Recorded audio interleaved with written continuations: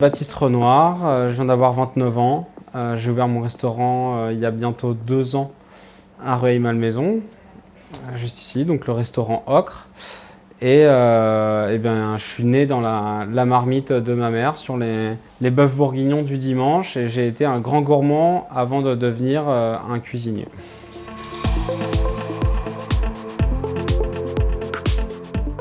Eh bien, j'ai été passionné de cuisine à peu près à mes 11 ans. Et quand je suis arrivé en 4e, il y avait le stage en entreprise que j'ai eu la chance de faire à l'atelier de Joël Robuchon.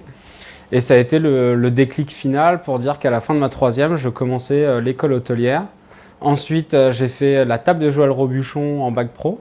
Suite à ça, je suis allé travailler au Meurice avec Yannick Aleno pendant un peu plus d'1 an. J'ai fait l'ouverture de l'atelier étoile de Joël Robuchon. Et ensuite, en fait, j'ai trouvé l'Ocre.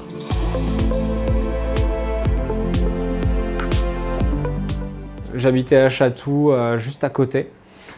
Et en fait, c'est un peu un alignement d'étoiles où je voulais pas m'installer à Paris. Et j'ai vite compris qu'à Rueil, on était dans un petit village. On était sur une place, un endroit très humain où il fallait rester accessible, rester soi-même et surtout être proche des gens. Et ça tombe bien puisque être cuisinier, c'est un métier de service et puis c'est donner du plaisir aux gens et c'est ce que j'ai voulu faire dès l'ouverture. Top Chef m'a permis d'ouvrir le restaurant en trombe et m'a permis en fait de créer une fidélité.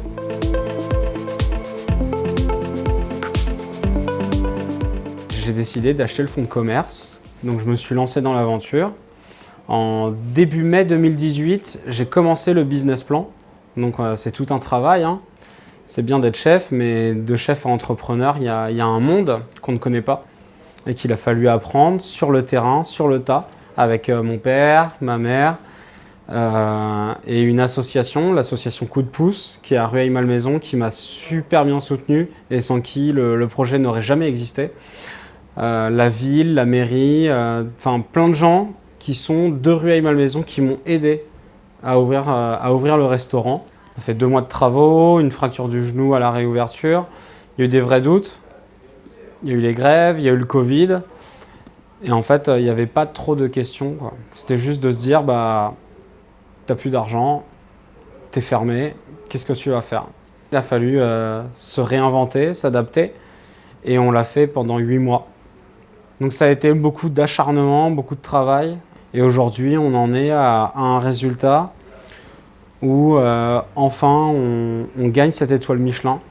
Et en fait, cette étoile est autant la mienne que celle de mon équipe, que celle de ma famille, qui me soutient depuis le premier jour où j'ai commencé la cuisine. Mais c'est autant l'étoile de la ville, de cette ville qui m'a accueilli et qui m'a permis de me construire, qui m'a accepté et vraiment cette ville à qui j'ai vraiment envie de rendre ce qu'on m'a donné. Et je suis très fier de porter cette première étoile.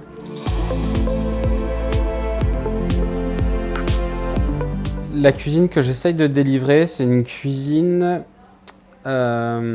moderne, premièrement, mais d'histoire, de nostalgie. Ce qui, moi, me touche le plus, c'est le bœuf bourguignon de ma mère, c'est la blanquette de ma mère, c'est rentrer le dimanche. Et il y a quelque chose qui ne s'explique pas, qui appartient à chaque humain, où chaque humain, je pense que jusqu'à 12-13 ans, chaque être humain a le souvenir de quelque chose. Et mon travail à moi, c'est d'être capable de retranscrire un souvenir universel au travers des recettes que je fais. Mais avec une petite touche qui dit, c'est le souvenir que j'ai de ce plat, mais avec une touche que je ne connaissais pas et du coup qui va m'appartenir. Et sur chacun de mes plats, au moins à la fin, on prend le morceau de pain pour aller chercher la sauce, au minimum. Voilà.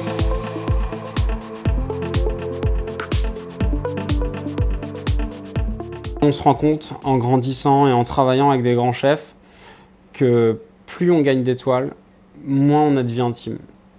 Et si moi j'ai pas de vie intime, je ne serai plus bon dans mon restaurant. 1 étoile c'est bien, 2 étoiles, si elle arrive un jour, mais grand bien m'en fasse, je ne vais pas m'en plaindre et si elle arrive, ce sera génial. Mais je ne la cherche pas. Le prochain objectif, c'est le meilleur ouvrier de France avant mes 40 ans. Je me laisse 10 ans.